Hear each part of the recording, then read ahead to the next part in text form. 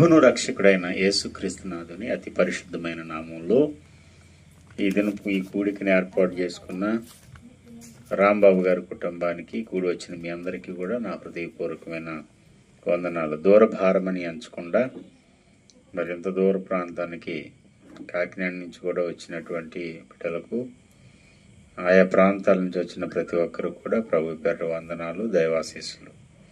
ఈ సమయంలో దేవుని పరిశుద్ధ వాక్యాన్ని మనం ధ్యానం చేద్దాం. మత్తయి సువార్త 26వ అధ్యాయము.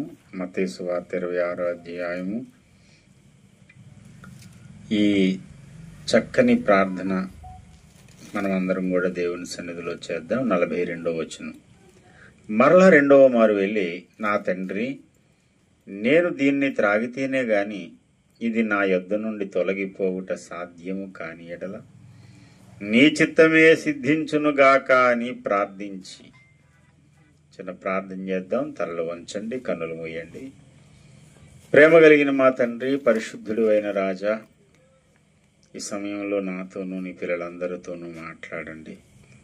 మీ దివ్యమైన స్వరం వినిపించండి.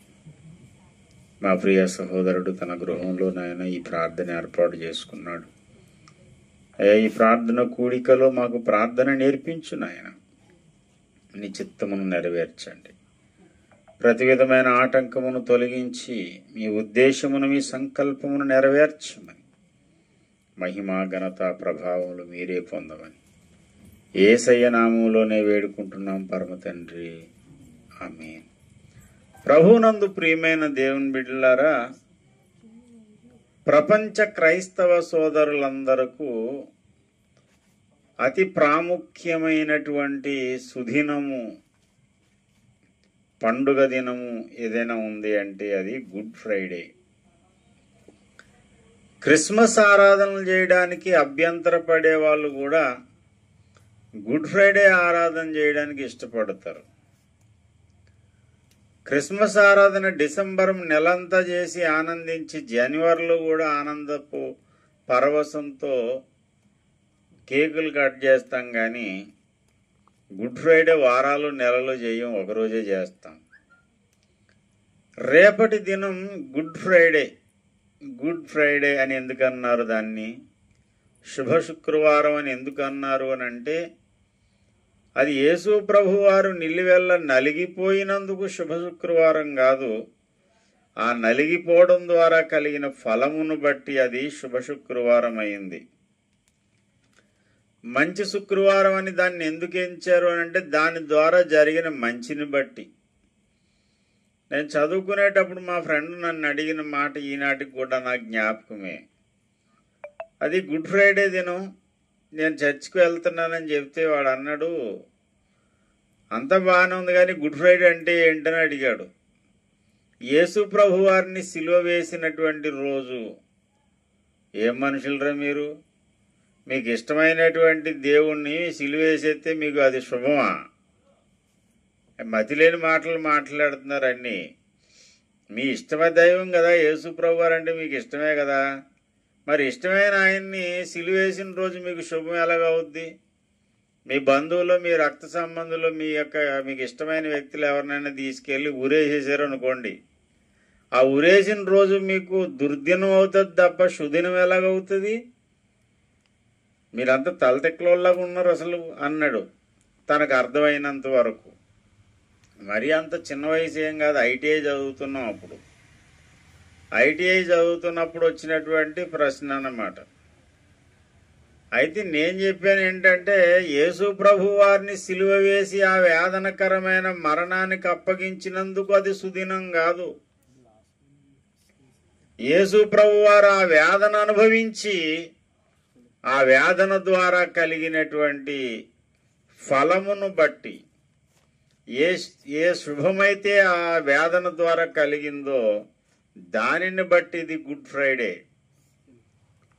గర్భవతి అయినటువంటి సహోదరి, ఒక స్త్రీ గర్భవతిగా ఉంది. ఆ గర్భవతిగా ఉన్న దినాలన్నిటిలో ఆమెకు అవసరమైనవన్నీ వండి పెడతారు.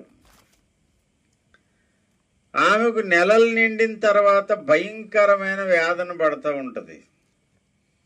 ఆ వేదన పడి ఆమె చావుకి బ్రతుక్కి మధ్యలో కొటిమిట్లాడుతూ చాలా వేదన పడుతుంటే బయట తన బంధువులందరూ కూడా చాలా ఉత్కంఠతో ఎదురు చూస్తూ ఉంటారు. కాసేపట్లో మనం శుభవార్త వినబోతున్నామని. ఇంత భయంకరమైన వేదన పడి ఆమె ఒక బిడ్డకు జన్మనివ్వగానే ఆ వేదన పడిన ఆమెను పక్కన పెడతారు. ముందు ఆ పుట్టిన బిడ్డ మీద అందరూ దృష్టి పెడతారు. అందరూ దృష్టి ఆ చంటి బిడ్డ మీదే. ఆ రోజు అందరూ కేకులు పంచుకోవడం, స్వీట్స్ పంచుకోవడం, చాలా ఆనందపడిపోతూ ఉంటాడు ఆ తండ్రి, ఆ కుటుంబం అంతా.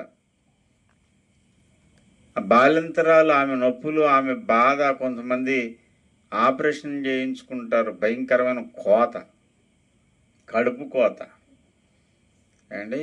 భర్త పిల్లలు చచ్చిపోతే కడుపు కోత అంటారు. అదేది వేరే అది అర్థం వేరే. కానీ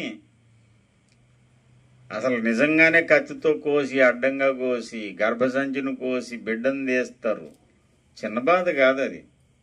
ఆమె అంత బాధపడుతుంటే బయట భర్త చాలా సంతోషంగా మొహం వెలిగిపోతూ ఉంటుంది.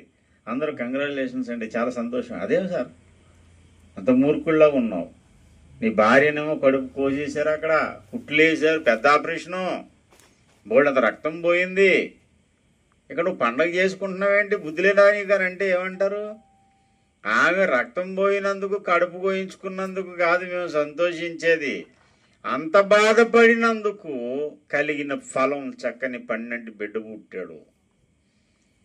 అందుకు అది ఆ రోజు సంతోషకరమైన రోజు అవుతుంది.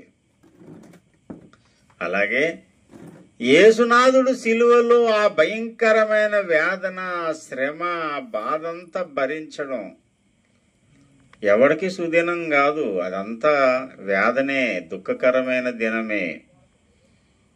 అన్యాయమైన తీర్పు ఆయన పొందాడు గనక ఒక ఆయన అన్నాడు, అది గుడ్ ఫ్రైడే కాదు, గుడ్ ఫ్రైడే అన్నాడు. అన్యాయమైన తీర్పు తీర్చారు, గుడ్డిగా తీర్పు తీర్చారు కాబట్టి అది గుడ్ ఫ్రైడే. మరి గుడ్ ఫ్రైడేనే గుడ్ ఫ్రైడేగా దేవుడు మార్చేశాడు. దేవునికి స్తోత్రం. అన్యాయముగా ఆయన శిక్ష భరించాడు. ఆ శిక్ష ద్వారా, వేదన ద్వారా ఈ విశ్వానికే ఫలము కలిగింది, మానవాళికి పాప విమోచన కలిగింది. శాప పాప బంధకముల నుండి మనుషులందరూ విడుదల పొందారు గనుక ఈ దినం ఏమైందేనంటే గుడ్ ఫ్రైడే అని రేపటి దినాన్ని మనం సెలబ్రేట్ చేసుకోబోతున్నాం. ఎలాంటి సెలబ్రేషను? కేకులు కట్ చేయం, లేకపోతే కొత్త కొత్త బట్టలు వేసుకుని happy happy good Friday, happy good Friday అనం, ఇంకా హ్యాపీ క్రిస్మస్ అన్నట్టు గుండె లవిసేలాగా ఏడుస్తూ ఆ సిలువలో యేసయ్య పడిన శ్రమంతా తలపోసుకుంటాం. నిన్నగాక మొన్న ఒక సంగీత సభ ఒకటి జరిగింది. అక్కడ తల్లిగారు పాడారు, ఏ పాట పాడను అని, ఏమని పాడను, ఏ పాట పాడనని మొత్తం పాడేశారు పాట అంతా. ఆ సంగీత విభాగంలో ఇంటికి వచ్చినా సరే చాలా పాటలు చాలా అద్భుతంగా పాడారు అందరూ. కానీ నేను నిద్రపోతున్నా సరే ఆ పాట జ్ఞాపకం వచ్చేది. చాలా వేదన. ఎందుకంటే యేసయ్య శిలువ శ్రమను ధ్యానం చేస్తే ఎంత దుర్మార్గుడికైనా, కఠినమైన వ్యక్తికైనా గుండె కరిగిపోద్ది అంతే. కరుణామయుడి సినిమా వేసినప్పుడు, వీధుల్లో సినిమాలు వేసేవాళ్ళు, కరుణామయుడి సినిమా వేస్తున్నప్పుడు చాలా మంది యేసుప్రభుని ఎరగని వాళ్ళు కూడా ఈ బాబోయ్ చూడలేకపోతున్నామండి బాబు. ఒకసారి ఒక పాట పెట్టాను. పాట పెట్టి ప్రేమ, యేసుని ప్రేమ అది ఎవరు కొలవలేనిది అని ఆ ప్రేమ గురించి చెబుతూ ఈ యేసు ప్రభు శిలువ యజ్ఞాన్ని అయితే ఒక ఆవిడ లేచింది, పాటగారు అర్జెంట్గా ఆపండి. ఏమ్మా, నేను చూడలేకపోతున్నానండి, ఇంత దారుణమైన హింస, ఇంత దారుణమైన శ్రమ మేము చూడలేకపోతున్నాం. శిల సమానమైన మనసు కూడా కరిగిపోయి తరిగిపోద్దన్నమాట యేసయ్య శ్రమను చూడగానే. శిల లాంటి కఠినమైన మనసు కూడా కరిగిపోయి అంత శ్రమ పడ్డాడు యేసు ప్రభువారు. అయితే ఆ శ్రమలు శిలువ మీదే కాదు, సిలువను ఎక్కక ముందు రాత్రి ఆయన తన శిష్యులతో పాటు ఒలీవల కొండకు వెళ్ళాడు. శుభ శుక్రవారం అని రేపు మనం ప్రార్థన చేస్తున్నాం. దానికి ముందు రోజు గురువారము రాత్రి గెత్సెమనే వనమనబడినటువంటి గెత్సెమనే తోటలో యేసు ప్రభువారు తన శిష్యులతో పాటు వెళ్ళి, వారి శిష్యులలో 3 అక్కడ ఉంటే మీరు ఇక్కడే మెలకుగా ఉండండి అని కాస్తంత దూరం వెళ్ళి ఆయన ఒంటరిగా ప్రార్థన చేశాడు. యేసు ప్రభువారు చేసినటువంటి ప్రార్థన శిష్యులేమో ఏకీవించలేని పరిస్థితుల్లో ఉన్నారు. వాళ్ళకేమో కునుకుపాట్లు వచ్చేస్తున్నాయి. వాళ్ళు కునుకు పెడుతుంటే యేసు ప్రభు అన్నాడు, కొద్దిసేపు అయినా మేలుకొని ఉండలేరా అని అంటే, అలాగే ప్రభా ఉంటాం అనుకుని ఇలా తీసుకున్నాను. స్తోత్రం ముందుకు వెళ్ళిపోతుంది బండి. ఆత్మసిద్ధమే, శరీరము బలహీనం. మీరు సిద్ధంగానే ఉన్నారు ఆత్మలో, కానీ మీ శరీరాలు నిద్ర భారం చేత కృంగిపోతూ ఉన్నాయి అని చెప్పి మీరు శోధనలో ప్రవేశించకుండానట్లు మెలకువగా ఉండి ప్రార్థన చేయండి. ఆత్మసిద్ధమే గాని శరీరము బలహీనమని పేతురుతో చెప్పి మరలా 2వ మారు వెళ్ళి, నా తండ్రి, నేను దీనిని త్రాగితేనే గాని ఇది నా యొద్ద నుండి తొలగిపోవుట సాధ్యము కాని ఎడల నీ చిత్తమే సిద్ధించునుగాక అని ప్రార్థించి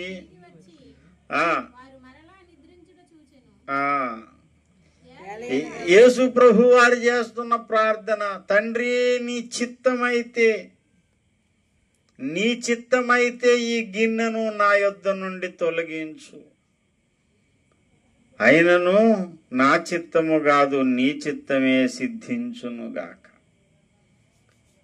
యేసు ప్రభు వారు చేసిన ప్రార్థన, నా చిత్తము కాదు నీ చిత్తమే. ఈయన చిత్తం ఏంటంటే ఈ గిన్నె నా యొద్ద నుండి తొలగించి, ఏ గిన్నె తొలగించాలి? సిలువ శ్రమ అనే గిన్నెను తొలగించాలి, ఆ పాత్రను తొలగించాలి. మానవ జాతి విమోచన కొరకు యేసునాథుడు సిలువ వేయబడితేనే పాప విమోచన జరుగుతుంది అని దేవుడు ఒక నిర్ణయం చేశాడు. అది కాకుండా మరే మార్గమైనా చేయగలడు దేవుడు. ఆయనకి ఎన్నో మార్గాలు ఉండొచ్చు. ఇప్పుడు యేసు ప్రభు వారు తండ్రి అయిన దేవునితో చెబుతున్నాడు, నీ చిత్తమైతే ఒక పని చెయ్యి, ఈ గిన్నెను నా యొద్ద నుండి తొలగించు, అయినా సరే నీ చిత్తమే సిద్ధించునుగాక. నా ఇష్టం ఇక్కడ నెరవేరాలని కాదు ఇక్కడ నేను కోరుకునేది. ఆంధ్ర రాష్ట్రంలో, తెలుగు రాష్ట్రాలలో తెలుగు తెలిసిన వారందరికీ తెలిసిన పాట, ఎన్ని తెలిసినా ఏది జరిగినా ఏది అడిగినా జరిగేది నీ చిత్తమే. ఎన్ని తలచినా ఏది నేను అడిగినా ఏం జరుగుతుందంట? జరిగేది దేవుని చిత్తమే. ఆ మాత్రం దాన్ని మనం అడగడం దేనికట? అసలు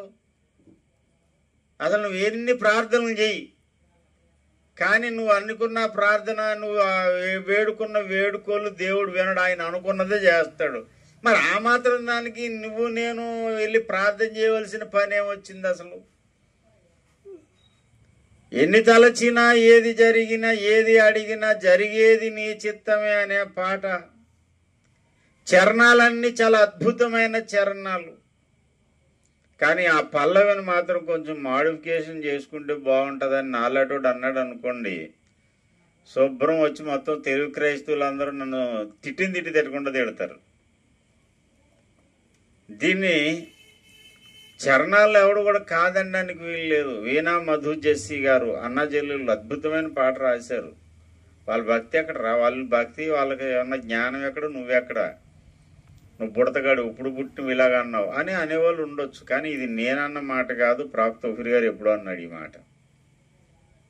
దేవునికి స్తోత్రం.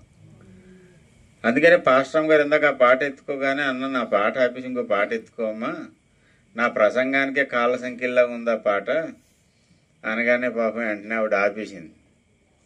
ఎందుకు ఎత్తుకున్నారంటే ఆ పాట అందులో ఉన్న చరణాలు బాగుంటాయి, ప్రతి చరణం కూడా అద్భుతంగా ఉంటుంది.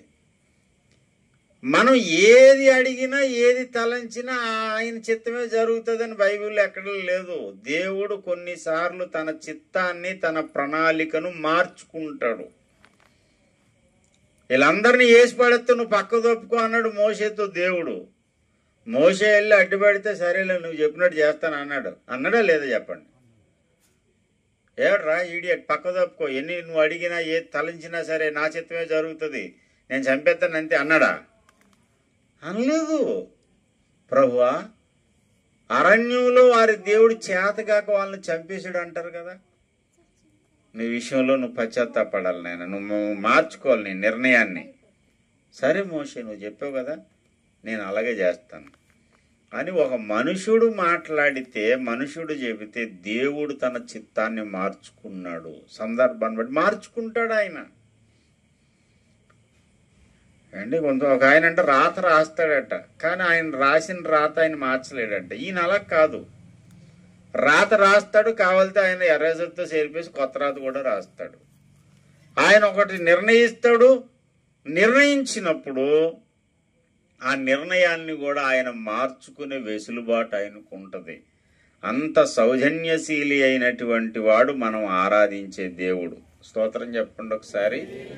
హల్లెలూయా. ఎన్ని తలచినా ఏది అడిగినా జరిగేది నీ చిత్తమే అంటే ఇంక మనం అసలు ఎవరు ప్రార్థన చేయడానికి అవసరం లేదు.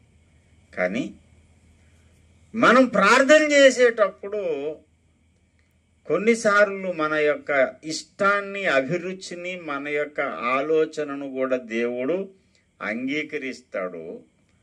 కానీ నిజమైన ప్రార్థన ఏంటో తెలుసా? నేను ఏది అడిగినా ఏది అడగాలో తెలుసా? నీ చిత్తమే జరగాలని అడగాలి.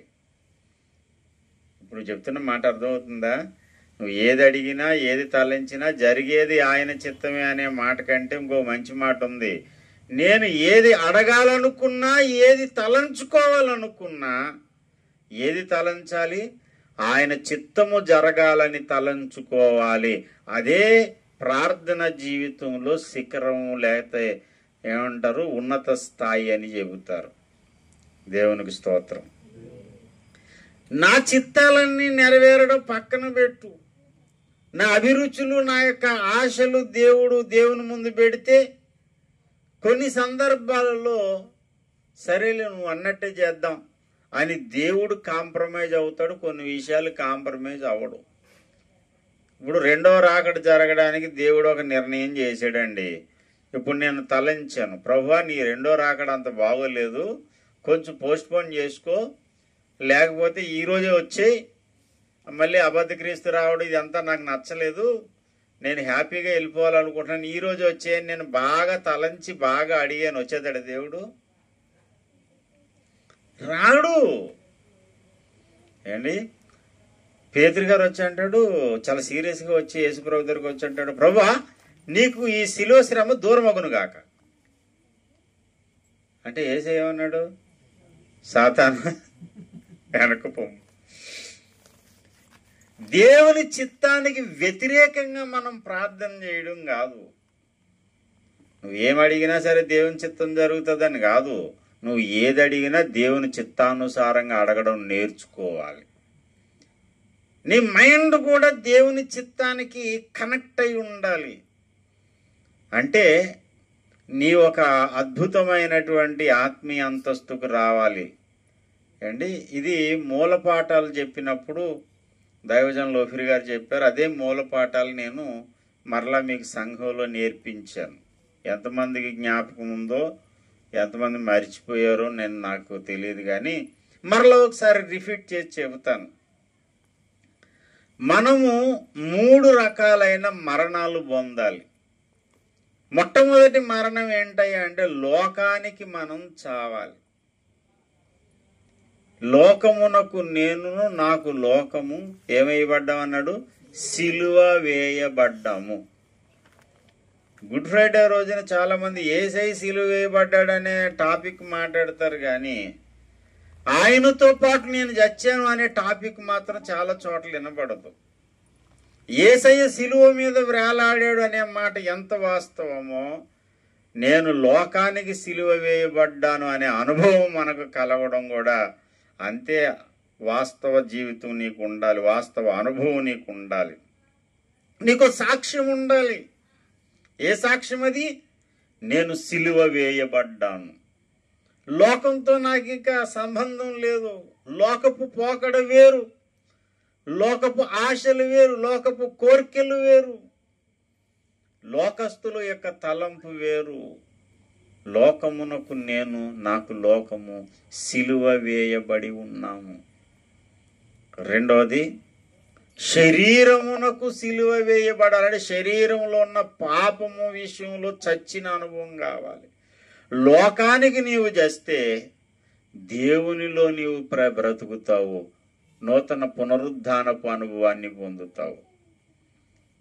తర్వాత పాపమునకు నీవు సిలువ వేయబడితే, లేకపోతే శరీరమునకు, శరీరంలో నివసించే పాపం విషయంలో నువ్వు చచ్చిన వాడవైతే పరిశుద్ధతలో పునరుద్ధానం చెందుతావు. మూడవది, నీ స్వచిత్తమునకు నీవు సిలువ వేయబడాలి. ఈ స్వచిత్తమునకు సిలువ వేయబడుట అనేది, స్వచిత్తం అనేది ఎవరికి ఉంటుందంటే భక్తులకు కూడా ఉంటుంది. ఎంత శిఖరానికి ఎక్కిన భక్తుడికైనా తనకంటూ ఒక ఇష్టము, తనకంటూ ఒక అభిరుచి, తనకంటూ ఒక ఆలోచన ఉంటుంది. వాడు పరిశుద్ధుడే, పాపానికి సిలువ వేయబడ్డాడు, లోకానికి సిలువ వేయబడ్డాడు, శరీరంలో ఉన్నటువంటి మలిన విషయంలో సిలువ వేయబడ్డాడు. సిలువ వేయబడిన వారుగా ఉండాలి. మన అతిశయం ఏంటంటే సిలువే మన అతిశయం. లోకంలో ఉన్నవాడికి అతిశయాలు కొన్ని ఉంటాయి. నాకు చాలా కోపం, ఎవడైనా నన్ను మాట్లాడినాడా వాడిని కొట్టిన తర్వాత మాట్లాడతాను, నాకు అంత కోపం. ఆడి అతిశయం అది. రక్షణ పొందిన విశ్వాసి యొక్క అతిశయం ఏంటో తెలుసా? ఎదటివాడు నన్ను కొట్టినా సరే ఒక తలంచుకుంటాను, ఓ మాట నన్ను అన్నా సరే నేను ఓపిక పడతాను. అంటే వీడి చావే వీడికి అతిశయం, వాడికేమో లోకం పాపం వాడికి అతిశయం. అమ్మా ఏటి అతిశయం? 3 ఫుల్లులు తాగి నిట్టారుగా నడిచి వచ్చేస్తాను. నేను కదమ్మా, నాకు ఆ పుల్లు లేదు, ఆ పుల్లు లేదు, నాకేం తెలియదు. ఒక ఆయన అండం విన్నాను నేను. ఊరికి ఎవడు దొరుకుతాడా? చచ్చిపోయినోడు కూడా తాగుబోతుని చేసేస్తున్నారు కదా ఏంటి. ఇప్పుడు నేను ఈ మాట అన్నాను అనుకోండి, ఆ ముక్క ఎవడన్నా కట్ చేసి దాసుబాబు గారు 3 పుల్లులు తాగుతాడంట. ఒక ఆయన అండం విన్నాను సార్, ఫుల్ తాగుతాను కానీ నేను అలా నిటారుగా, అసలు మనం అవుతామో అసలు రెండో కంటికి తెలీదు, అలా నిటారుగా వచ్చేస్తుంది, ఊగడం ఉండదు. అదో గొప్ప. వాడు సిగ్గుపడవలసిన విషయాల యందు అతిశయిస్తాడు. పాపానికి చచ్చిన వాడు ఏం చేస్తాడంటే ఆ పాప సంబంధానికి కార్యాల గురించి చెప్తే సిగ్గుపడతాడు. ఏదో నా బ్రతుకు పాపిష్టి బ్రతుకు, ఎందుకులేండి ఆ బ్రతుకు కోసం చెప్పుకోవడానికి ఏముంది. వాడు అంటాడు కదా, నేను చూశానంటే నా కంటితోటి ఏ ఆడపిల్లని వదలలేదు, నేను అంత గొప్పవాడిని. ఏం గొప్పది? నీకంటే కుక్క బెటరు.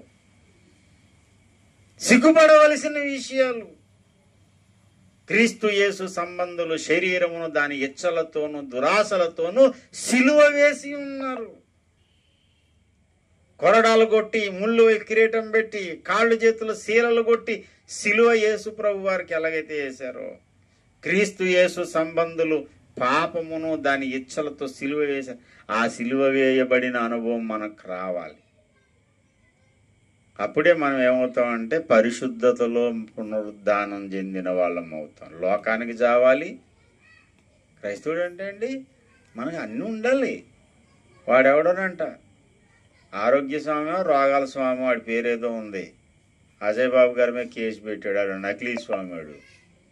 వాడంటాడు నేను క్రిస్టియనే కానీ అన్నీ చేస్తాను, నేను అన్నీ చేస్తాను. ఏం చేస్తాడంటే లోకంలో ఏం జరుగుతాయి అన్నీ చేస్తాడంట.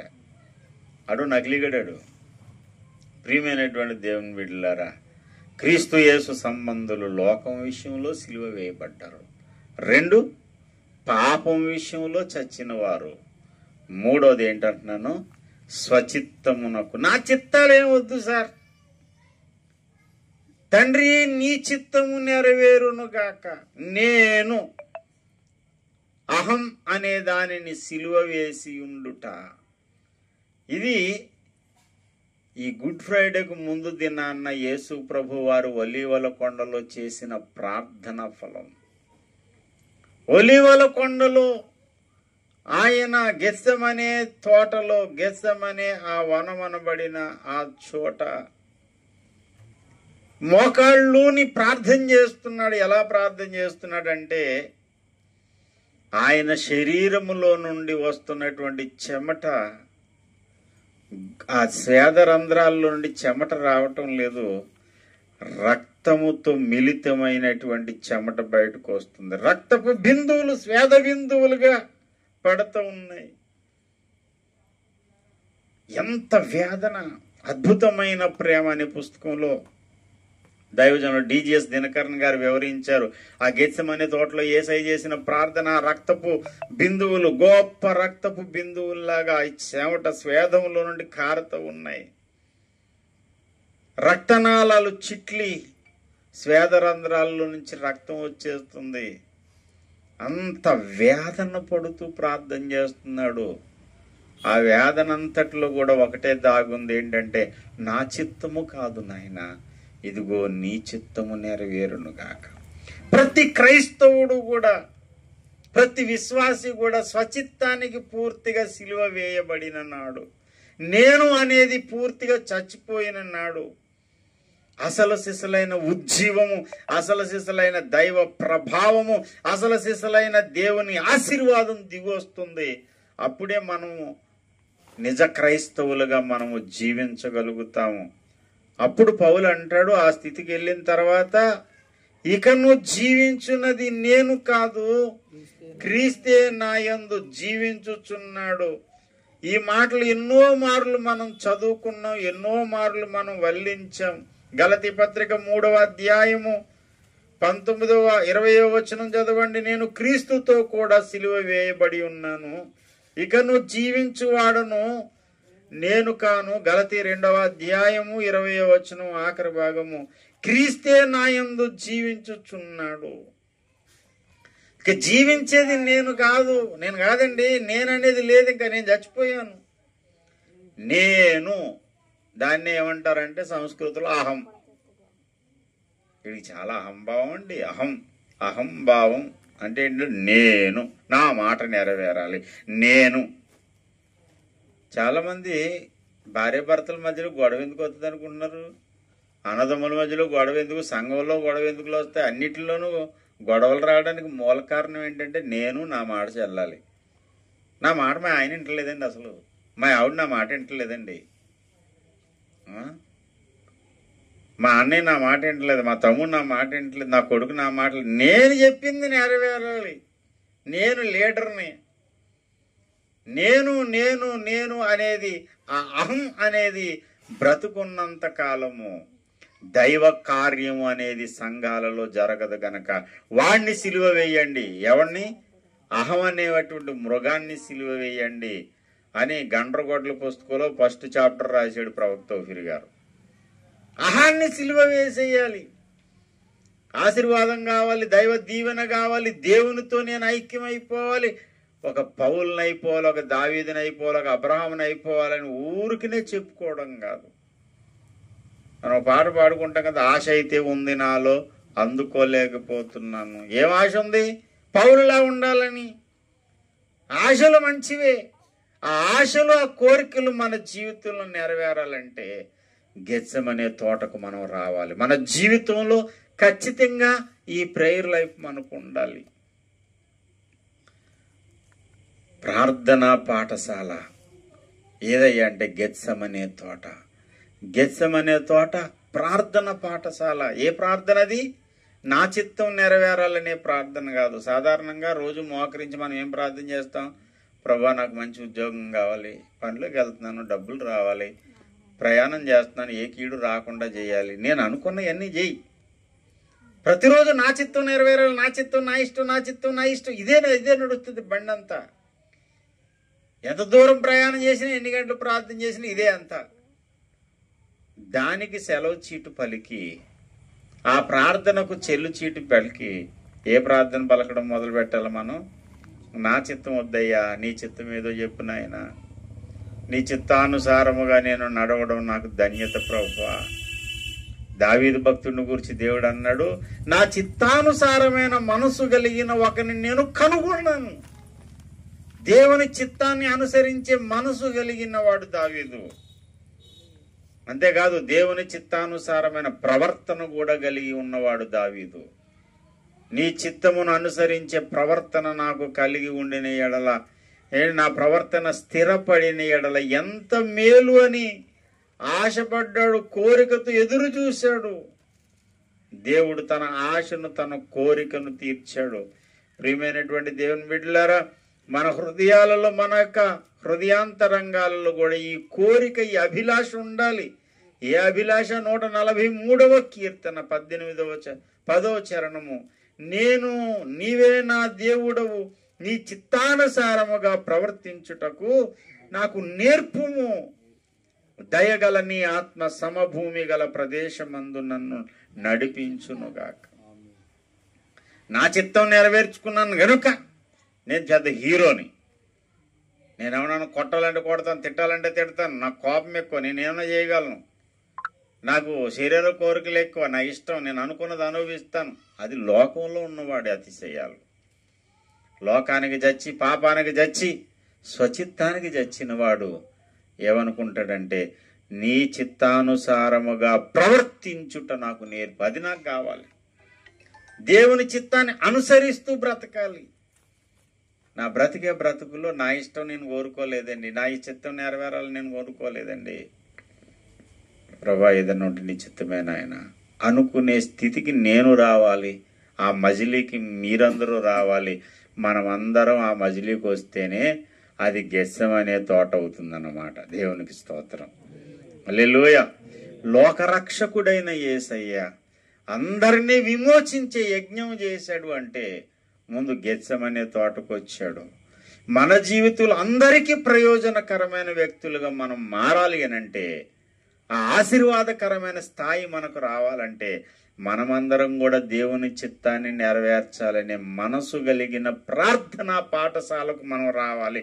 అప్పుడే మనము ఆశీర్వాదకరమైన వ్యక్తులుగా మార్చబడతాము, సమాజానికి ఉపయోగకరంగా ఉంటాం, దేవునికి పనిచేసే వాళ్ళగా ఉంటాం. దేవునికి తలనొప్పి ఎవరి వల్ల తెలుసా? దేవుని చిత్తానికి అడ్డు తగిలేటువంటి వాళ్ళే. లోకం ఆయనకి పెద్ద తలనొప్పి కాదు, లోకం ఆయనకి పెద్ద ఇబ్బంది కాదు. దేవునికి ఇబ్బంది పెట్టేవాళ్ళు ఎవరంటే, దేవుని బాధ పెట్టేవాళ్ళు ఎవరంటే, నన్ను ప్రేమించు వారి ఇంట నేను ఉంటగా నాకు కలిగిన గాయాలు అన్నాడు. దేవుని ప్రేమిస్తూనే ఉంటాం, దేవుని చిత్తానికి అడ్డు తగులుతుంటాం. దేవుడు అంటే ఇష్టం, కానీ దేవుని చిత్తం నెరవేరడానికి మాత్రం ఎవడో అడ్డు కాదు, నువ్వే ఒక అడ్డుగా, నువ్వే ఒక ఆటంకంగా నిలబడుతూ ఉంటావు.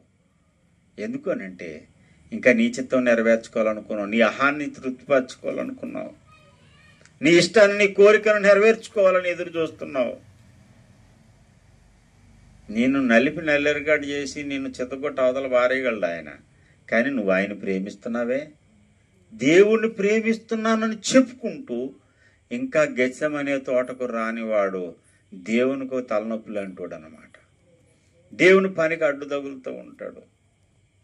ప్రవక్త ప్రణాళిక గ్రంథాలు రాస్తా ఉన్నాడు. సైతాన్ గాడు అడ్డొచ్చాడు, వాడు భయపడి పారిపోయాడు. కానీ ఆయన రాసిన గ్రంథాలు చదవద్దని అడ్డు తగిలే వాళ్ళు ఎవరు? గెస్సెమనే తోటకు రాని క్రైస్తవులే, నాయకులే, పాస్టర్సే. ఆ కోవలో, ఆ స్థాయిలో నువ్వు ఉండొద్దు. ఇక్కడ కూర్చున్న నువ్వు కానీ నేను కానీ దేవుని చిత్తము నెరవేర్చడానికి సిద్ధంగా ఉండాలేమో కానీ దేవుని ప్రణాళికకు అడ్డు తగిలే వాళ్ళుగా మనం బ్రతకొద్దు. భూమి మీద దేవుని చిత్తం నెరవేరాలంటే 100% దేవుని ప్రణాళిక, దేవుని చిత్తం నెరవేరాలంటే నువ్వొక సాధనం కావాలి, నేను ఒక సాధనం కావాలి. ముందు నీలో దేవుని చిత్తం నెరవేరాలి. ప్రభువా, నా ఇష్టం కాదు, ఇదిగో నీ ఇష్టమే నెరవేరును గాక అని ప్రార్థన చేసేటువంటి ప్రార్థనా బడిలో వద్దాం. రండి, మోకరించండి, దేవుణ్ణి అడుక్కుందాం, దేవుని పాదాలు పట్టుకుందాం. అయ్యా, నన్ను దర్శించు.